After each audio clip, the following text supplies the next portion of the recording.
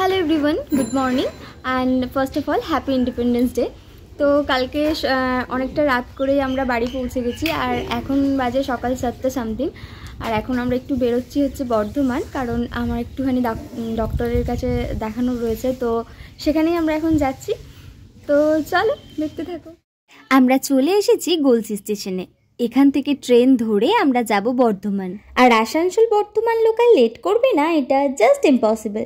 যথারীতি ট্রেনটা লেট করেই এলো আর আমরাও লেট করে পৌঁছালাম আমাদের গন্তব্যস্থলে, মানে আমার ডাক্তারের চেম্বারে। আসলে লাস্ট 1 মাসের বেশি সময় ধরে আমি আমার কোমরের ব্যথা নিয়ে একটু বেশি সমস্যায় পড়ে গেছি। আমরা যেখানে থাকি সেখানেও ডাক্তার দেখিয়েছি, কিন্তু তেমন কোনো পরিবর্তন বা সুরাহা পাইনি। তাই বাড়ি আসা মাত্রই 7 সকালে সমস্ত কাজ ফেলে রেখে চলে এসেছি ডক্টরের কাছে চেক আপ করাতে। আর এখানে এসে দেখি সকাল সকাল পতাকা উত্তোলনও কিন্তু হয়ে গেছে। তাই সর্বপ্রথম আমি আমার দেশের জাতীয় পতাকার প্রতি শ্রদ্ধা জ্ঞাপন করে ধীরে ধীরে চলে এলাম ভিতরে। আর ভিতরে এসে দেখি এখনো পর্যন্ত কিন্তু তেমন একটা ভিড় হয়নি, তাই আমরা আমাদের প্রাথমিক কাজকর্মগুলো সেরে অপেক্ষা করছিলাম। আর এমন সময় আমাদের সঙ্গে দেখা করতে এলো আমার দেওর রিজু। ও বর্ধমানেই থাকে আর আমরা বর্ধমান গেছি শুনে ও চলে এসেছে আমাদের সঙ্গে দেখা করতে।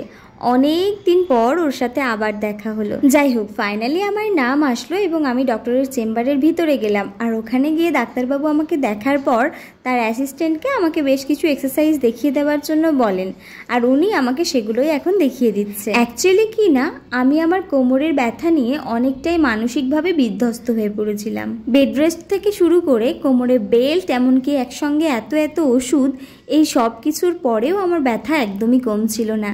তাই আমি আরও বেশিই ভেঙে পড়েছিলাম এবং ভীষণ ভয় পাচ্ছিলাম, কেননা বর্তমান যুগে এখন মেয়েদের সবথেকে বড় একটা সমস্যা হচ্ছে কোমরে ব্যথা অথবা পায়ের ব্যথা।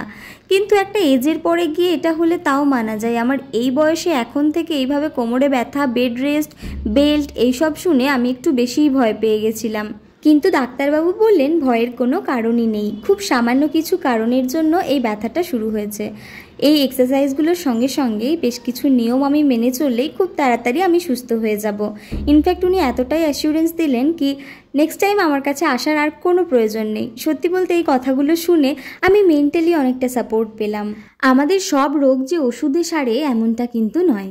আমাদের শরীর ভালো রাখার জন্য এক্সারসাইজ যে কতটা ইম্পর্টেন্ট সেটা আমি আজ বেশ ভালো মতো বুঝতে পারলাম। গত 1 মাস ধরে আমি তো অনেকই ওষুধ খেয়েছি, কিন্তু সত্যি বলতে কোনো শুরু হয় আমি পাইনি।